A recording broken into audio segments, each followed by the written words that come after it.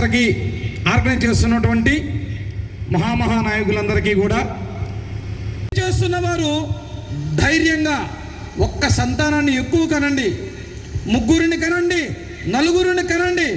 ఆ రోజునే ఈ హిందూ జాతి, ఈ హిందూ ధర్మం పరిరక్షించబడుతుంది. ఇలా చేయని పక్షంలో కొన్ని రోజుల్లోనే ప్రపంచ పటంలో 18 దేశాలు తన రూపురేఖలు మారిపోయాయి. ప్రపంచ పటంలో ఆఫ్రికా ఖండం అంతా పూర్తిగా మారిపోయింది.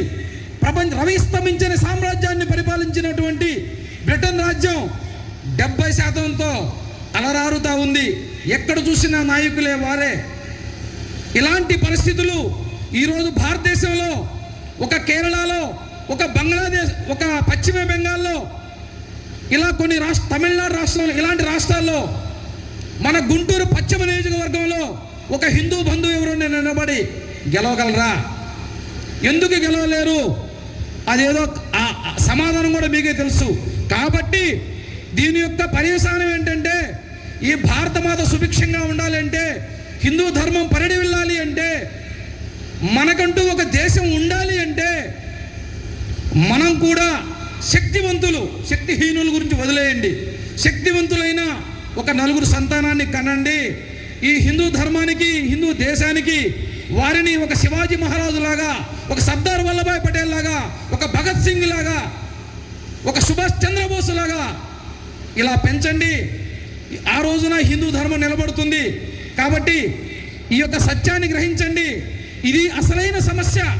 ప్రస్తుతం భారతదేశం ఎదుర్కొన్నటువంటి ఈ రోజున సోషల్ మీడియాలో చూస్తున్నాం. మనమంతా సంఘటితం అంటారు. ఎంత సంఘటితంగా ఉన్నా సంఖ్యాబలంగా పెరగకపోతే మంది ఉన్నవారిదే మార్బలం అవుతుంది. శక్తివంతులు అవుతారు. మంది లేనివారు, సంఖ్యాపరంగా పెరగని వారు మైనారిటీలు అయిపోతారు. ఈ యొక్క రహస్యాన్ని గ్రహించి అందరికీ ప్రవచనకర్తలు కావచ్చు, నాయకులు కావచ్చు, ఎవరైనా కావచ్చు, ఫస్ట్ నిర్దేశించాల్సినటువంటి విషయం ఏంటంటే, హిందువులారా, పొరపాటున ఫస్ట్ మగపిల్లగాడు పుడితే రెండోసారి ఆడపిల్ల పుట్టిన మగపిల్ల పుట్టిన కట్. కొన్ని తరతరాల నుంచి కూడా వస్తున్నటువంటి సాంప్రదాయం. ఈ యొక్క పరిపాలించినటువంటి కాంగ్రెస్ ప్రభుత్వం మన మెదళ్లలో నూరు పోసినటువంటి విషయం ఏమంటే, ఇద్దరు హద్దు ఒక్కరు ముద్దు. మనకొక్కరికైనా పరులకు లేదా? ఇలాంటి రహస్యాన్ని ఎమర్జెన్సీ పీరియడ్లో 80 లక్షల మంది మీద కుటుంబ నియంత్రణ ఆపరేషన్ చేపట్టాయి, కేవలం హిందువుల మీదనే. ఎందుకు?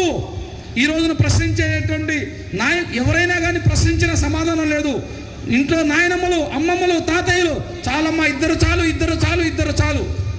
ఈ పదానికి ఫుల్ స్టాప్ పడిన రోజునే శివాజీ మహారాజు, సంభాజీ మహారాజు, అనేక మంది మహానాయకులు జన్మించి ఈ హిందూ